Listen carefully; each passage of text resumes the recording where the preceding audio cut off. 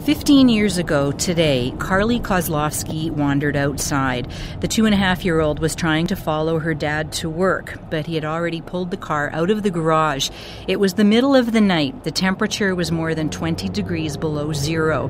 Karlee was wearing boots and a red winter coat over top of her pajamas. When she tried to go back inside the house, she couldn't reach the doorknob. A few hours later, Karlee's mother found her, frozen solid. Karlee was declared clinically dead that day, but she has made a remarkable recovery. Karlee is now 17 years old, and she joins us on the line from Wisconsin, where she's visiting a friend. Her father, Robert Kosolofski, is also on the line. He is in Regina. Hello to you both. Hi. Hi.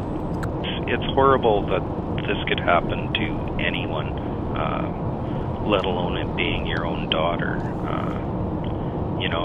It's a horrific feeling coming home and seeing her laying there, and for all intents and purposes, you don't think she's going to make it. So, yeah, it's still tough to think about. Are you blaming yourself, even though it wasn't your fault? I to tell the truth, I did for a long time.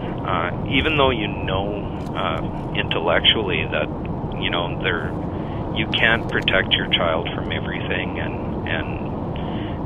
there really wasn't anything I could have done to prevent it. You still think that in your heart that I should have done more.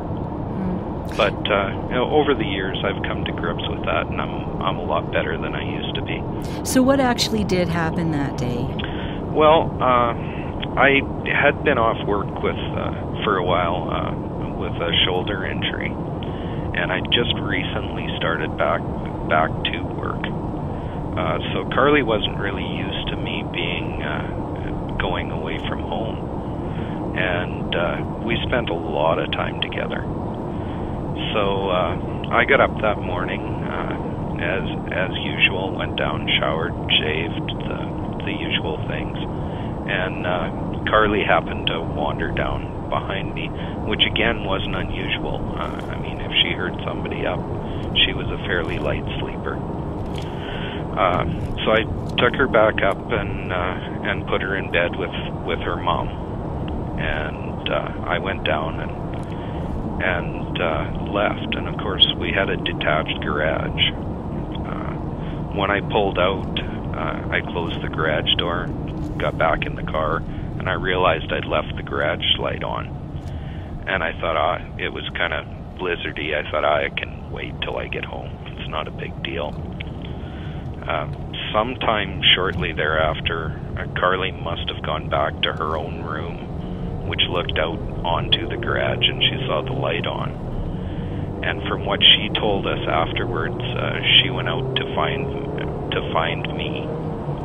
And of course, when I wasn't there, she went to go back in the house and just couldn't reach the doorknob. And how did you hear about what had happened?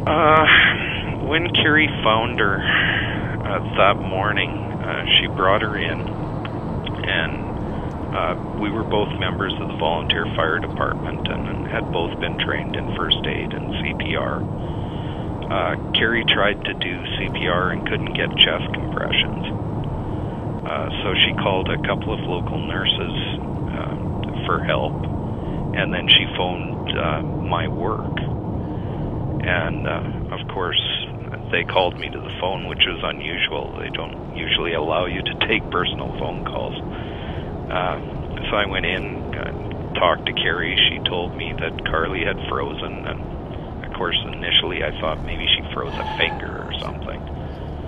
And she said, no, she's frozen solid. I found her outside, and Carrie came right out and told me that she wasn't breathing, she was dead, which of course panicked me quite a bit. Yeah, I can't imagine what that moment is like, to be told that over the phone about your child. Yeah, you can't even think. I tried to be calm. I told Carrie, she said that the nurses were coming. And I said, well, you go deal with that. And have you called an ambulance? And she said, not yet. And I said, well, I'll call the ambulance. Robert, she was clinically dead, right? For all intents and purposes, I understand from the doctors that her heart was stopped when she reached the hospital. So. And we interviewed back then one of the doctors, and he talked about the process of slowly warming her blood, and what a medical miracle that was.